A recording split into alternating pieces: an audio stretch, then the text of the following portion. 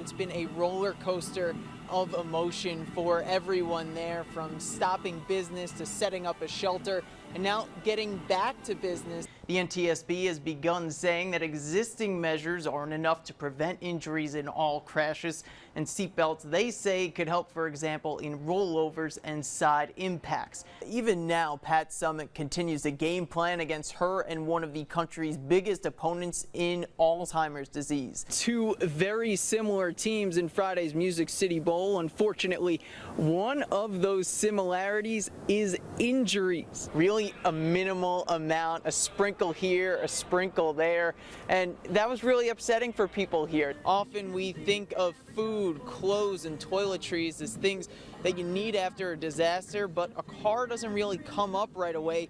And while Ringling Brothers will wrap things up later this year, the show continues to go on in spirit here at Torturo's Gym. You know, the guy saying today that it really gives them a jolt to be close to home, playing in front of a lot of people they know. It was a tough end to the year for the Gatlinburg area, but they sure sent 2016 out with a bang. You can see here the damage that the fire did to the stucco. Alan Day lives life surrounded by destruction. It's somewhat unsettling. Sirens sound different to me anymore, and looking at my neighbors' homes evokes a different feeling now. The Sevier County wildfires tore through the Baskins Creek area, but somehow missed Gatlinburg Towers, where Day is a homeowner. Very capricious fire. It didn't follow any normal pattern. It jumped over buildings and burned sheds, jumped over woods and burned other houses, and that's all around us here. No doubt some luck was involved, but Alan played a big role in saving this complex, harkening back to his days as a volunteer firefighter.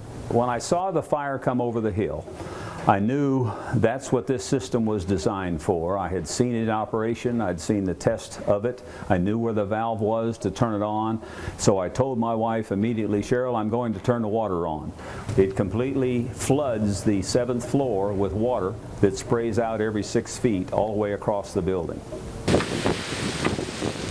For hours, the sprinkler shot 30 feet out, creating a wall around the building and stopping the fire in its tracks. Just minimal damage remains on Gatlinburg Towers, and rentals were stopped through December.